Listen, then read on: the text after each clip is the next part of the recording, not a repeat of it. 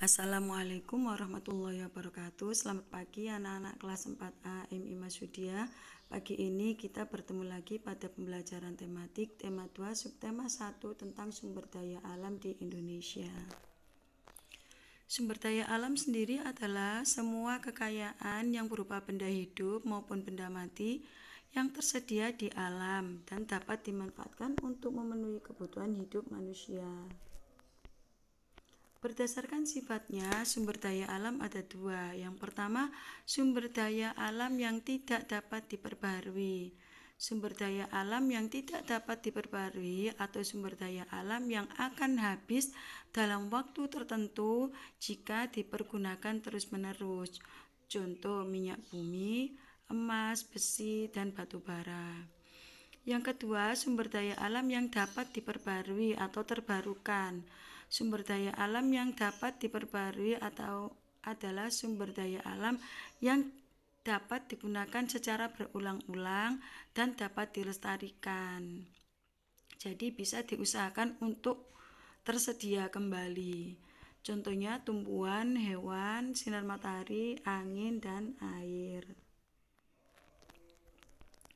Berdasarkan jenisnya, sumber daya alam ada dua. Yang pertama, sumber daya alam hayati atau biotik.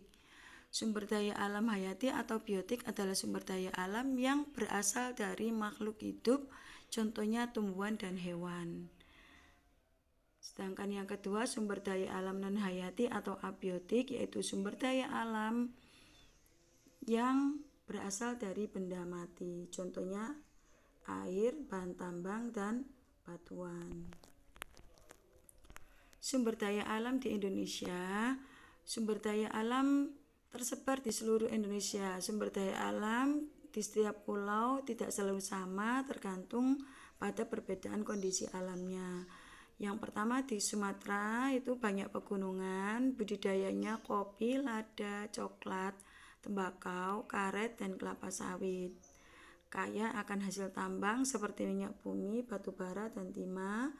Minyak bumi dan batu bara dimanfaatkan untuk bahan bakar. Di Jawa memiliki pegunungan, dataran tinggi, dataran rendah, dan pantai. Daerah pegunungan dan dataran tinggi menghasilkan teh, kopi, dan kina. Dataran rendah, persawahan yang tersubur di Indonesia.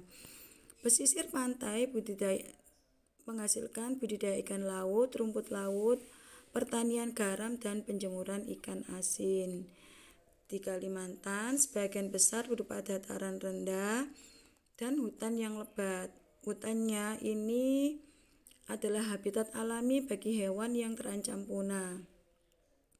Hutan Kalimantan dimanfaatkan untuk ditanami berbagai sumber daya alam seperti kelapa sawit, karet, dan rotan. Kalimantan juga kaya akan hasil tambang seperti minyak bumi dan batu bara. Yang keempat, Sulawesi banyak menghasilkan pala dan jagung. Jagung dimanfaatkan sebagai bahan makanan dan pala dimanfaatkan sebagai bumbu masakan. Sepanjang pantai Sulawesi dimanfaatkan untuk perkebunan kelapa. Kalimantan banyak menghasilkan barang tambang seperti aspal. Aspal digunakan untuk pembuatan jalan raya. Yang kelima, Papua. Sebagian besar wilayah berupa hutan konversi dan hutan lindung. Papua menghasilkan sagu. Sagu merupakan salah satu sumber daya alam Papua. Sagu dimanfaatkan manusia untuk makanan pokok. Papua juga menghasilkan rempah-rempah yang disukai di pasar internasional. Misalnya cengkeh, lada. Hasil tambang sangat beragam di Papua seperti tambang tembaga, emas, dan logam.